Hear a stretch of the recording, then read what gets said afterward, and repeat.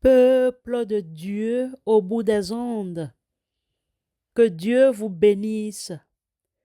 Portez-vous bien et que Dieu soit avec vous.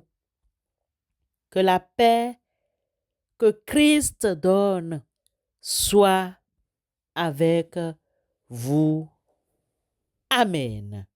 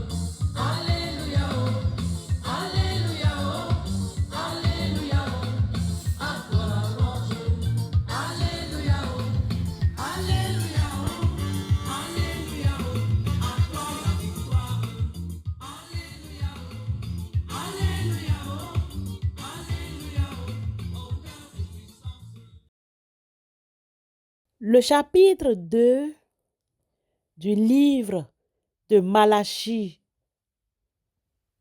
versets 1 à 17, est une sévère réprimande adressée aux prêtres israélites à l'époque du prophète Malachie. Dieu les accuse de plusieurs fautes graves. Quelle leçon retenir aujourd'hui?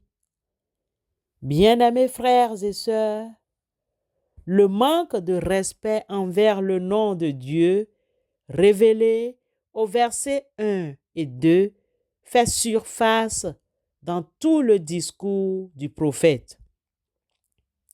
Les prêtres d'alors n'honorent pas Dieu comme ils le devraient et leurs bénédictions sont transformées en malédictions à cause de leur manque de sérieux.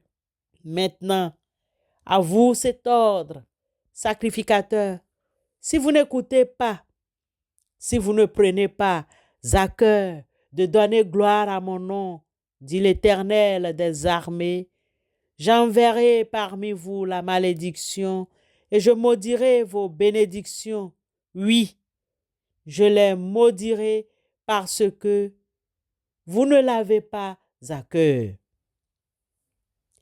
Au verset 3 à 9, le prophète Malachie dénonce une corruption viscérale du sacerdoce.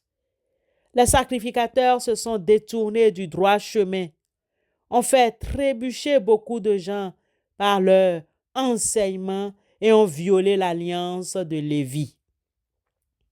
Au lieu d'être des modèles de piété, ils sont devenus des instruments de scandale. Au verset 10 à 16, le prophète Malachie met en exergue l'infidélité conjugale et les mariages mixtes.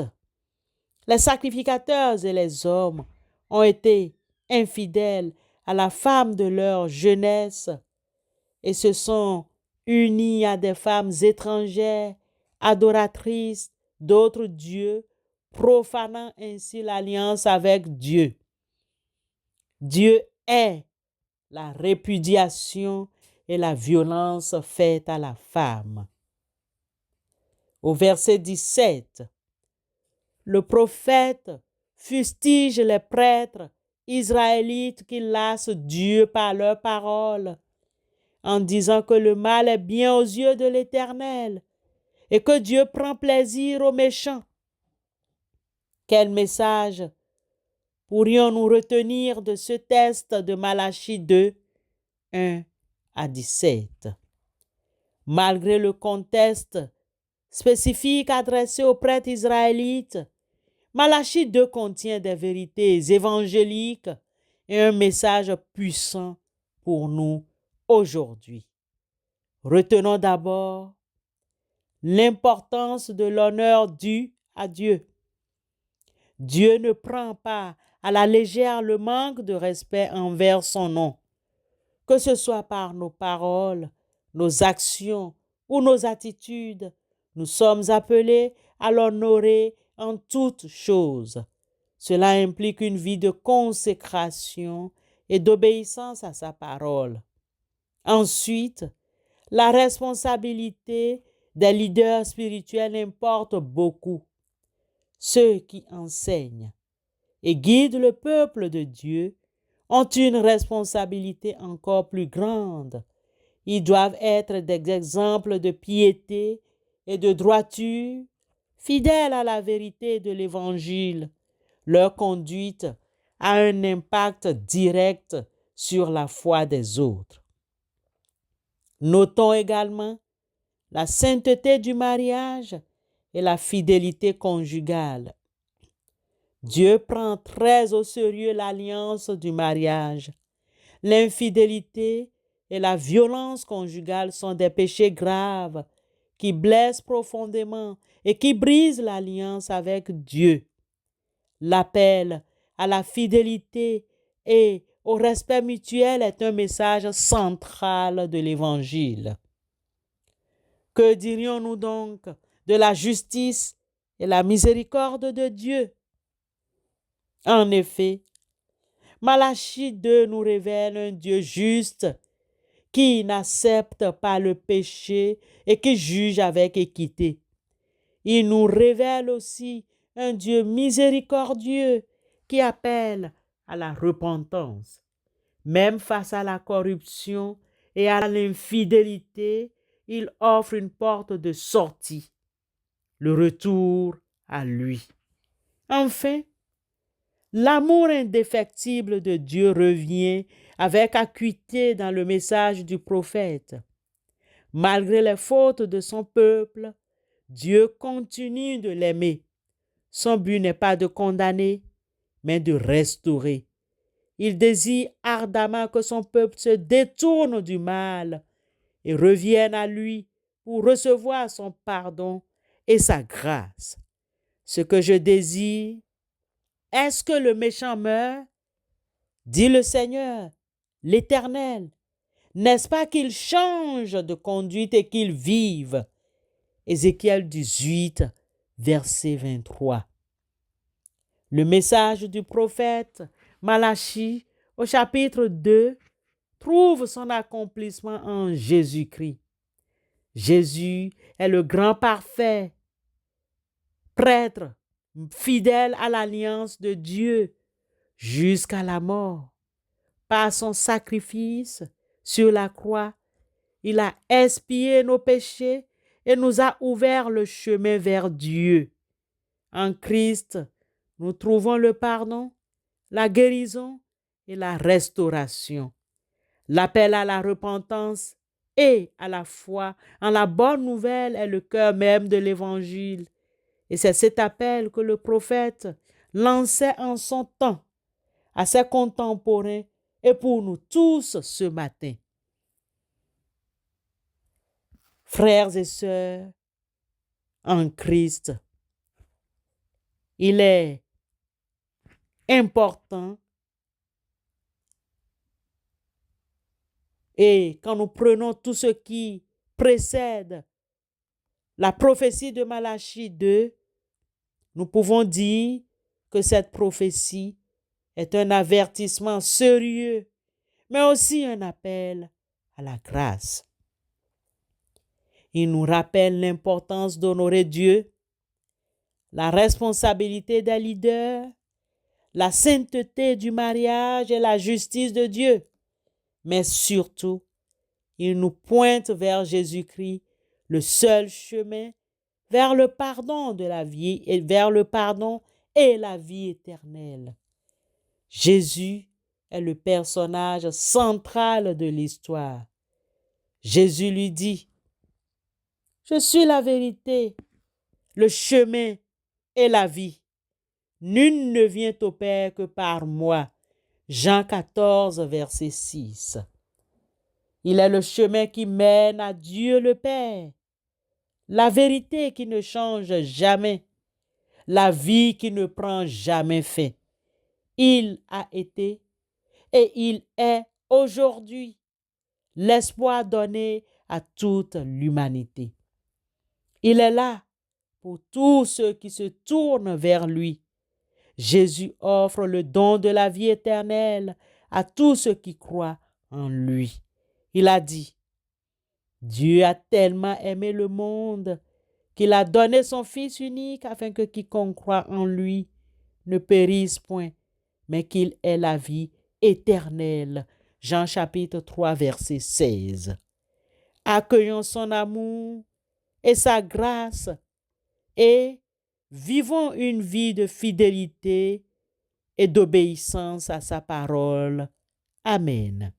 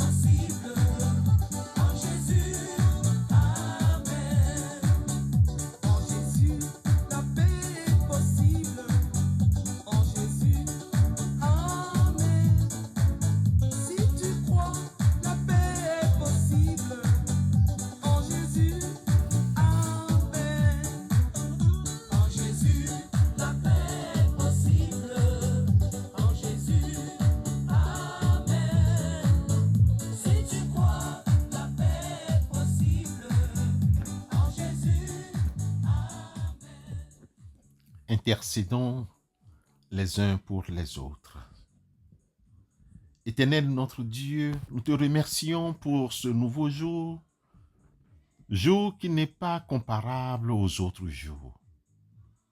Nous soumettons à ta bienveillance les veufs et les veuves, Toi qui consoles les cœurs brisés, apporte ton réconfort à ceux qui ont perdu leur conjoint, un enfant, un frère ou une sœur.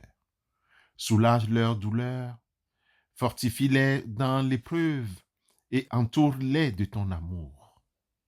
Père éternel, toi qui es le Père des orphelins, veille sur les enfants privés de leurs parents. Donne aux responsables des orphelinats la sagesse et l'amour nécessaires pour leur donner l'éducation nécessairement et les élever dans un environnement sûr et aimant. Pour les foyers en difficulté, toi qui es le prince de la paix, apporte la guérison et la réconciliation dans les foyers déchirés par les conflits et les difficultés de toute nature. Guide les familles vers des solutions justes et durables. Pour les foyers qui vivent dans la paix, nous te remercions pour les foyers où règne l'amour et l'harmonie. Continue de les bénir et de les fortifier dans leur unité. Pour les célibataires, toi qui connais les désirs de chaque cœur, guide les célibataires dans leur cheminement et comble leur solitude de ta présence. Pour les prisonniers, sois leur réconfort. Toi qui libères les captifs, touche le cœur de ceux et celles qui sont derrière les barreaux. Père éternel, accorde-leur la repentance, l'espoir et la possibilité d'une réhabilitation. Inspire la justice et donne la compassion dans les systèmes pénitentiaires. Pour les fiancés, nous te prions, toi qui es l'auteur de l'amour, bénis les couples qui se préparent au mariage. Accorde-leur la sagesse, la patience et un amour grandissant, afin qu'ils construisent un foyer solide et heureux. Au nom de Christ Jésus, Éternel notre Dieu, nous te prions encore ce matin. Amen.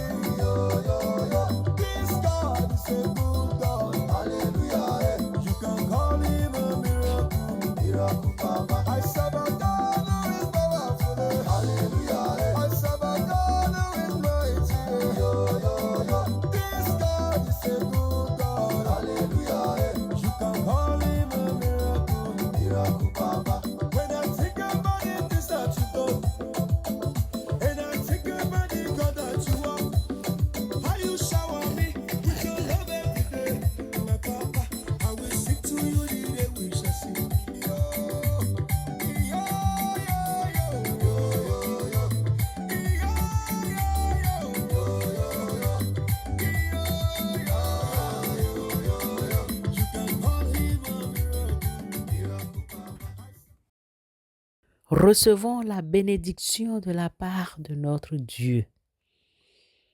Que nos projets soient couronnés de succès et apportent du bien à tous. Que Dieu nous donne la force et le courage de surmonter tous les labeurs de ce jour. Allons dans la paix de Christ Jésus. Amen.